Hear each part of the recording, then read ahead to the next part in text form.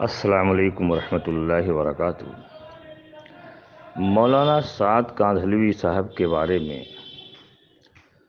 دارالعلوم دیوبند پہلے ہی کہہ چکا ہے کہ اپنی باتوں میں قرآن اور حدیث کی جو دلیل دیتے ہیں یا تو مرجوح ہوتی ہے یا تو غلط ہوتی ہے، اور اس مرجوح اور غلط چیزوں کو جب ان کی اجتماع میں سنتے ہیں تو لوگ اسی طریقے سے جا کے مجمع میں بیان کرتے ہیں، جو بہت بڑا فتنہ پھیل رہا ہے۔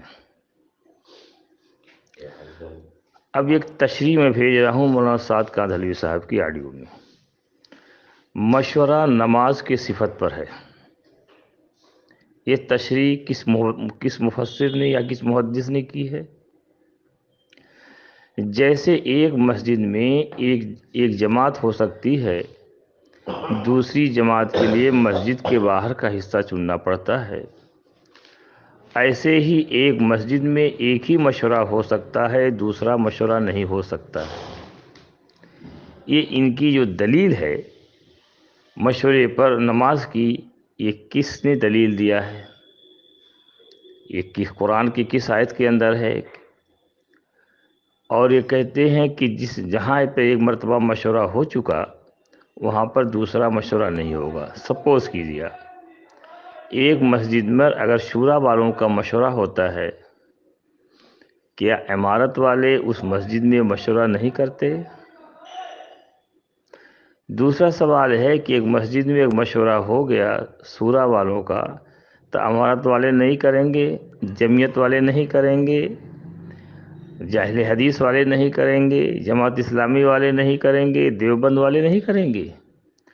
تو مشورے کو نماز کے ساتھ اگر جوڑ دیا گیا ہے تو یہ تحریف ہے کہ نہیں ہے؟ جس کو دارالعلوم دیوبند پہلے کہہ چکا ہے اپنی باتوں میں قرآن حدیث کی جو دلیل دیتے ہیں غلط دیتے ہیں۔ لہذا جب ایسے کے مجلس میں جاؤ گے اور سن کے آؤ گے تو امت کے اندر گمراہی اور فتنہ پھیلاؤ گے کہ نہیں پھیلاؤ گے؟ ایسا معلوم ہوتا ہے کہ مولانا سعد کاندھلوی ڈپیوٹ ہوئے ہیں کہ نبی کریم صلی اللہ علیہ وسلم کے دین میں تحریف کرنے کے لیے اور دین کا رخ بدلنے کے لیے۔ لہذا علماء کرام بتاویں پھر ایسے کے اجتماع میں ایسے کا بیان سننا چاہیے نہیں سننا چاہیے؟ وضاحت فرماویں، آپ وارث انبیاء ہے، فقط والسلام۔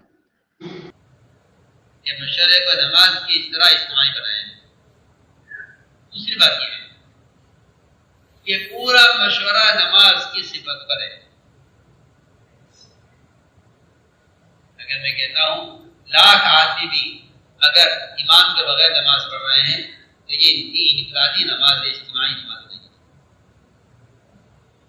اور اگر ایک امام ایک مقتدی ہے، صرف دو فرد ہیں، تو یہ اس کو جماعت کہا جاتا ہے، اس کو انفرادی نماز کہا جاتا ہے۔ اگر ایک امام ایک مقتدی نماز پڑھ رہے ہیں تو حکم یہ ہے کہ مقتدی اور آ جائیں تو ان کو چاہیے کہ اس ایک مقتدی کو پیچھے کھینچ لیں اور اس کے ساتھ صف بنا لیں، الگ نماز قائم کریں۔ اسی مسجد میں جماعت کی دوسری نماز کی شریعت اجازت نہیں دیتی۔ مسجد ایک نماز، اگر آپ کی نماز قضا ہو گئی ہے تو آپ مسجد کے حصے سے باہر نماز پڑھیں، مسجد سے نہیں۔ مسجد ایک نماز کیوں؟ کیونکہ اس ایک نماز پر سب کو جمع کرنا ہے۔ یہ نہیں کہ آپ آئے آپ پڑھ لیں، ہم آئے ہم پڑھ لیں۔ ایک مسجد میں جو دو اجتماعی نمازیں نہیں جماعت کی، ایک مسجد میں دو مشورے نہیں۔ آپ کا مشورہ ہمارا مشورہ ہے، ایک مشورہ اور ایک جماعت، سب مقتدی ایک امام، سارا مشورہ نماز سے وقت کرے۔ آپ ایک لفظ پر آپ غور کر لیجئے، سارا مشورہ نماز سے وقت کرے۔ امام کو لقمہ دینا، امیر کو رائے دینا برابر ہے۔ سوچ سمجھ کر مشورہ، سوچ سمجھ کر رائے دو، سوچ سمجھ کر لقمہ دو۔ امام کو لقمہ دینا ہے، نماز میں پہلے شریک ہو۔ آپ نماز کے بعد امام کو لقمہ دیں گے، آپ کو لقمہ مسجد صلاۃ ہوگا اگر امام آپ کو لقمے کو قبول کرے. اسی بات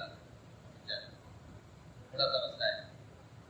آپ امام شریف ہوئیے پھر آپ لقمہ دیجیے تو آپ کا صحیح لقمہ بھی لیا جائے گا. اور اگر آپ نماز سے باہر سے لقمہ دے رہے ہیں آپ کا صحیح لقمہ امام نہیں لے گا کیونکہ آپ کا لقمہ امام کا لینا مفسد صلاۃ